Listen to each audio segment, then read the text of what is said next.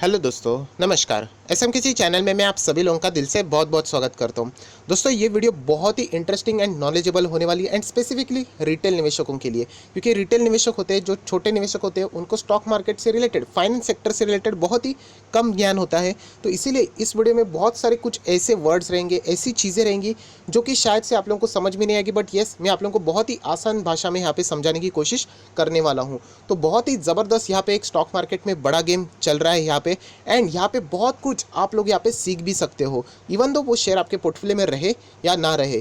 Yes दोस्तों, यहाँ पे बहुत बड़ा गेम चल रहा है, एंड वो गेम चल रहा है यहाँ पे वेदांता से रिलेटेड। यस दोस्तों, अगर आपने वेदांता लिमिटेड के रिजल्ट देखे होंगे, सो लगभग हम लोग को 12,000 करोड़ का लॉस देखने को मिला। इतना बड़ा लॉस, मतलब कंपनी प्रॉफिट में चल रही थी एंड कंपनी ने लॉस दर्ज किया, एंड उसके बावजूद जो आज मार्केट ओपन हुए, तो एक्सपेक्टेशन क्या रहेगी कि बाजार में इतनी गिरावट, मतलब जो लॉस रहेगा 12,000, प्रॉफिट से लॉस में आना एक अलग बात है, एंड प्रॉफिट से 12,000 करोड़ के लॉस में आना एक अलग बात है। सो इतना नेगेटिव रिजल्ट के बाद अगर आप आज का परफॉर्मेंस देखोगे वेदांता का, तो बिल्कुल फ्लैट, कोई भी टेंशन की बात नहीं। तो ऐसा क्यों चल रहा है, उसके पीछे क्या लॉजिक है, तो ये बात मैं अभी आप लोगों को यहाँ पे इस वीडियो में बताने वाला हूँ, जो कि एक बहुत ही गजब का इंटरेस्टिंग वीडियो होने वाला है। तो चलिए दोस्तों, इस वीडियो को स्टार्ट कर लेते हैं, एंड इसको समझाने के लिए मुझे सबसे पहले जंप करना पड़ेगा वेदांता के Q4 के अर्निंग्स के ऊपर।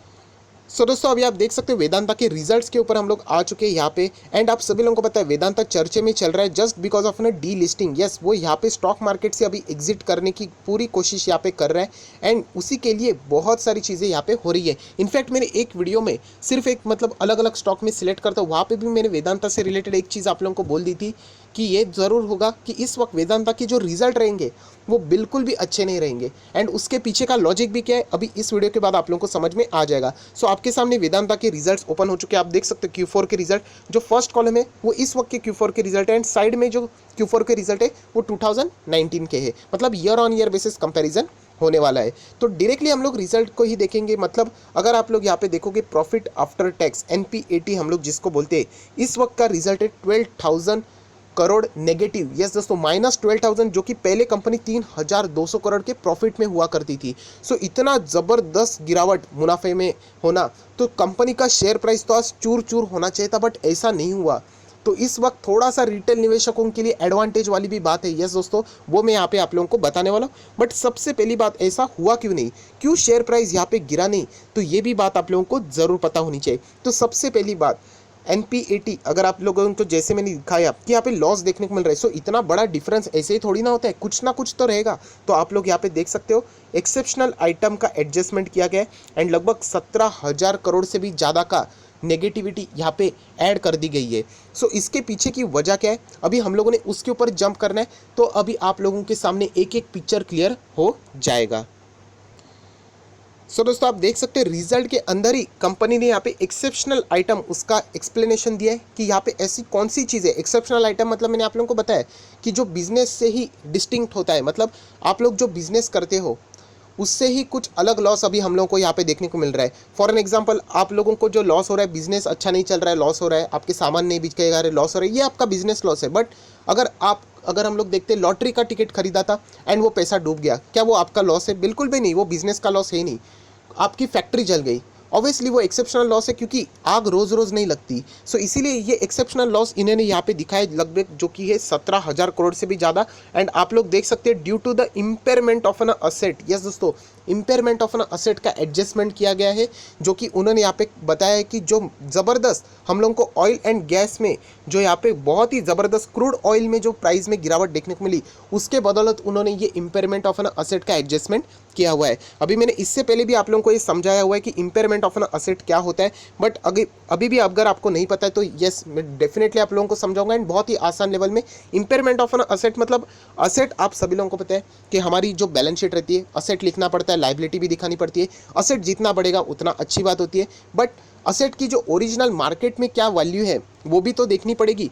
फॉर एन एग्जाम्पल, इसका बेस्ट एग्जाम्पल मैंने आप लोगों को बताया था कि गाड़ी का, बहुत ही बेस्ट एंड सिंपल एग्जाम्पल है, किसी बच्चे को भी समझ में आएगा कि फॉर एन एग्जाम्पल एक गाड़ी है, जो मेरी कंपनी गाड़ियाँ बनाती है, एंड उस गाड़ी की प्राइस है 100 रुपीज़। अभी मार्केट में उस गाड़ी की कोई डिमांड ही नहीं है। मतलब अगर मैं बेचने जाता हूँ तो सब लोग बोलते हैं कि आपकी गाड़ी अगर खरीदनी है तो 100 पे नहीं खरीदेंगे, खरीदना है तो 70 पे खरीदेंगे। सारे लोग यही चर्चा चल रहे हैं। मार्केट अभी उसकी वैल्यू 70 हो गई, बट बैलेंस शीट में तो 100 दिख रही है। सो अननेसेसरीली क्या हो जाता है कि इन्वेस्टर को बैलेंस शीट में वो चीज़ें बढ़ा चढ़ा के देखने को मिलती है। एक्चुअल में मार्केट में देखा जाए तो 70 के ऊपर कोई खरीदने के लिए तैयार नहीं है। सो क्या उसकी वैल्यू वाकई में 100 है? तो नहीं। तो अभी हम लोगों को असेट, ये जो बुक्स ऑफ अकाउंट्स में हम लोग दिखाते हैं असेट बैलेंस शीट में है, अभी उसको 100 नहीं 70 करना है, तो आप लोगों को इसको 30 से कम करना पड़ेगा। सो ये तो 30 से हम लोगों ने कम किया ना, इसी को बोलते हैं इम्पेयरमेंट ऑफ एन असेट। मतलब हम लोगों ने इसको कम कर दिया। वापस बताना चाहता हूँ, ये एक्चुअल लॉस नहीं है दोस्तों। एक्चुअल लॉस कब होगा? जब हम लोग उस गाड़ी को वाकई में 70 में बेचेंगे, तब हम लोगों को ने लॉस दिखाना है, क्योंकि 100 की चीज़ हम लोगों ने 70 में बेची। बट क्या मैंने वो चीज़ बेची? नहीं बेची। वो आज भी मेरे पास है, बट उसकी कोई वैल्यू ही नहीं है।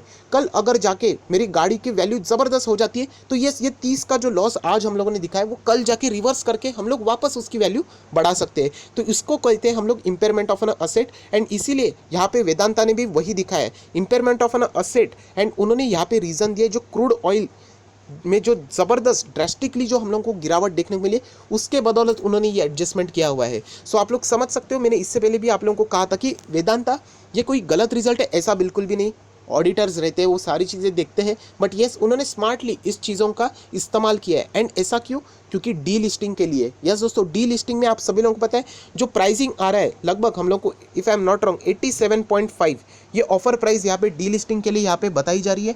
सो आप लोग अंदाज़ा लगा सकते हो कि ये प्राइस अगर और नीचे जानी चाहिए तो उसके लिए कंपनी का रिजल्ट खराब होना चाहिए, कंपनी की शेयर प्राइस जो अभी भी चल रही है वो भी नीचे जानी चाहिए, एंड कंपनी की सब्सिक्वेंटली जो बुक वैल्यू है वो भी ड्रास्टिकली गिरनी चाहिए। सो अभी अगर हम लोग ये इम्पेयरमेंट का एडजस्टमेंट देखें तो उसके बाद जो बुक वैल्यू आती है वो बहुत ही नियर बाय 140-145 के आसपास देखने को मिल जाती है। सो ऑटोमेटिकली यहाँ पे कंपनी ने क्या किया है, जो एडजस्टमेंट है इम्पेयरमेंट लॉस का, यहाँ पे दिखा के कंपनी के रिजल्ट खराब करने की कोशिश की है, जो कि एक टेक्निकली हम लोग कह सकते हैं अकाउंट्स के टूल्स में यूज़ करके आप लोग ऐसा दिखा सकते हैं। बट आप सभी लोगों को बताना चाहता हूँ कि ऐसा होने के बावजूद भी क्यों आज शेयर में हम लोगों को जंप देखने को मिली? ऐसा क्या चीज़ था जहाँ पे हमारे रिटेल निवेशक ट्रैप नहीं हुए? तो वही चीज़ अभी मैं आप लोगों को यहाँ पे दिखाने वाला हूँ, इसलिए मैंने कहा कि ये वीडियो बहुत ही नॉलेजेबल होने वाला है।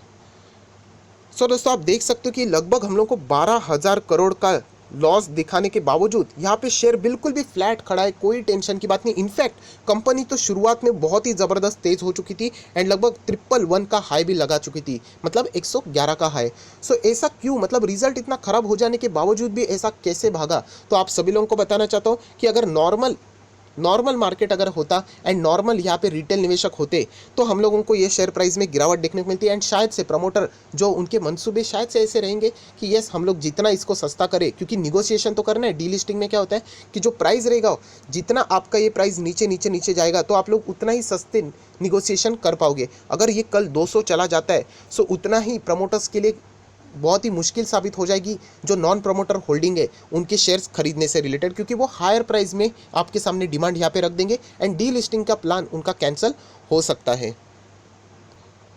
तो ऐसा क्यों नहीं हुआ दोस्तों? तो अभी वो मैं आप लोगों को यहाँ पे बताने वाला हूँ, एंड वो बहुत ही इंटरेस्टिंग बात है। देखिए, हमेशा रिटेल निवेशक तो फंसता ही है, उसको फंसाना बहुत ही सिंपल है।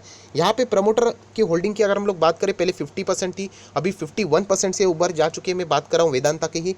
बट यहाँ पे वो भूल चुके हैं कि यहाँ पे फॉरेन निवेशक भी आते हैं, उसी के साथ साथ अदर डोमेस्टिक इंस्टीट्यूशनल इन्वेस्टर आते हैं, फाइनेंशियल इंस्टीट्यूशन के पास भी शेयर है, इंश्योरेंस कंपनी भी है, एंड म्यूचुअल फंड भी है। यस दोस्तों, ये सारे लोग यहाँ पे हैं, इसीलिए हम लोग कह सकते हैं ये डी लिस्टिंग इतनी आसानी से होने वाली नहीं है। मतलब जो सस्ते दाम पे होने जाने की कोशिश है, इतना आसानी से वेदांता का शेयर नीचे आना पॉसिबल नहीं है। एंड इसीलिए इन लोगों को पता है कि जो रिजल्ट है एक्चुअल में, अगर आप एक्सेप्शनल लॉस को हटा देते हो तो आप लोग देख सकते हो, इनफैक्ट वहाँ पे टैक्स भी एडिशनली ऐड कर दिया है, अगर आप उसको भी हटा देते हो तो ओवरऑल जो रिजल्ट है आप लोगों को अच्छे ही देखने को मिलेंगे। एंड अगर रिजल्ट अच्छे तो ये शेयर और ऊपर जाएगा, एंड ऊपर अगर जाता है तो वो जो प्राइसिंग है जो पहले उन्होंने 87.50 की रखी हुई है, वो उनको और बढ़ानी पड़ेगी, एंड वो 100 के भी ऊपर जा सकती है। सो उतना ही उनकी डी लिस्टिंग में प्रॉब्लम हो सकता है। तो इसीलिए आज रिटेल निवेशक यहाँ पे क्यों बच गया? क्योंकि रिटेल निवेशक अकेला नहीं, उनके साथ ये बड़े प्लेयर्स भी है, फॉरेन निवेशक, insurance, mutual fund, other financial institution, DIS। तो इसीलिए इन लोगों के पास भी बहुत बड़ी होल्डिंग है, एंड इसीलिए हम लोगों को यहाँ पे देखने को मिल रहा है। वरना ये नॉर्मल शेयर प्राइस यहाँ पे गिरा देते, एंड उसके बाद हम लोग को नॉर्मल सारी चीज़ें वो सस्ते दाम में यहाँ पे अपना माल ही यहाँ पे खरीद सकते थे। सो दोस्तों आप देख सकते हैं कि किस तरीके का यहाँ पे डी लिस्टिंग से रिलेटेड एक हम लोगों ने प्रेडिक्ट किया कि ऐसा हम लोगों को गंदा खेल यहाँ पे देखने को मिल रहा है, बट आप लोगों को जैसे देखने को मिला कि इतने बड़े प्लेयर्स भी है, इसीलिए ये स्टॉक हम लोगों को रिजल्ट के ऊपर उन्होंने ध्यान नहीं दिया। क्योंकि अगर आप एक्सेप्शनल आइटम्स को अगर हटा देते हो, इंपेयरमेंट वाला एडजस्टमेंट, तो कंपनी के रिजल्ट अगर देखा जाए तो एज सच कोई भी खराबी नहीं है एंड इससे शेयर का प्राइस और बढ़ना चाहिए। तो इसीलिए यहाँ पे हम लोग कह सकते हैं कि प्रमोटर के लिए दिक्कतें बहुत ही बढ़ाने वाली रहेगी। एंड वेदांता के रिजल्ट जो कि लोग पूछ रहे थे सर 12,000 करोड़ का लॉस होने के बावजूद भी क्यों कंपनी यहाँ पे भागी, तो यही थी उसके पीछे की वजह कि इंपेयरमेंट ऑफ ना असेट का एडजस्टमेंट यहाँ पे किया गया, मतलब इंपेयरमेंट ऑफ ना लॉस दिखाया गया जो कि कभी भी रिवर्सल वापस दिखा सकते हैं। एंड ऑयल के प्राइसेस अभी अगर आप लोग देखोगे तो अभी हम लोग को रिकवर होते हुए देखने को मिल रहे हैं। ओपेक की meeting plus Russia and Saudi में जो एक्सटेंशन प्रोडक्शन कट से रिलेटेड जो एक्सटेंशन की बात है वो भी सक्सेसफुल सामने आ चुकी है। सो जितना ऑयल का प्राइसेस हम लोग को रिकवर होते हुए देखने को मिलेगा, सो ऑयल नॉर्मल हो जाएगा तो ये इंपेयरमेंट का एडजस्टमेंट है वो भी उनको रिवर्सल करना आगे पड़ सकता है। सो ये सारी चीज़ें थी जो कि मैंने आप लोगों को बता दी। थोड़ी सी टफ बात रहती है बट मैंने आसान करके आप लोगों को समझाने की कोशिश यहाँ पे कर दी है। सो इसीलिए मैं हमेशा कहता हूँ कि रिटेल निवेशकों ने बहुत ही सावधानी से काम करना चाहिए। ऐसी कोई जो प्रक्रिया होती है जो कि उनको समझ में नहीं आती है एंड सिर्फ प्रॉफिट कमाने के मकसद से वो किसी शेयर में एंटर कर लेते हैं तो वो लोग बुरी तरीके से फंस सकते हैं। तो इसीलिए हमेशा मैं आप लोगों को कहता हूँ कि जो फंडामेंटली स्ट्रॉन्ग शेयर है, अच्छे शेयर है, जहाँ पे कोई कंट्रोवर्सी नहीं है, वहाँ पे कोई ऐसी बात नहीं हो रही जो कि आप लोगों को समझ में नहीं आ रही, तो ऐसे शेयर में अगर आप निवेश करोगे, चाहे आपका पैसा आप लोगों को कम मिले बट सुरक्षित तो रहेगा, तो आप लोगों को अच्छे खासे रिटर्न कमा पाओगे। बट ऐसे किसी सिचुएशन में आप पड़ जाते हो तो आप लोगों को समझ में नहीं आएगा कि 12,000 करोड़ का लॉस हो गया, फिर भी मार्केट में हम लोग को गिरावट के बदले रैली देखने को मिली। कितने सारे लोगों ने यहाँ पे आज वेदांतों को शॉर्ट किया था, उनको लगा था कि ये गिरेगा, बट यहाँ पे उल्टा ही हो गया, वो भागने लग गया। क्यों? क्योंकि ये ऐसी चीज़ें रहती है, हिडन चीज़ें रहती है जो कि उनको थोड़ी सी यहाँ पे पता नहीं होती है। सो आई होप आशा करता हूँ दोस्तों ये वीडियो आपको अच्छा लगा होगा, तो ज़रूर इस वीडियो को लाइक करना, दोस्तों के साथ शेयर करना and channel first time visit किया तो सब्सक्राइब करके बेल आइकन को भी हिट कर देना। तो ऐसे ही इंटरेस्टिंग फैक्ट्स एंड वीडियोस आप तक यहाँ पे फ्री ऑफ कॉस्ट पहुंचते रहेंगे। So that's it, thank you very much दोस्तों, we will be meeting in next video. तब तक के लिए बाय बाय।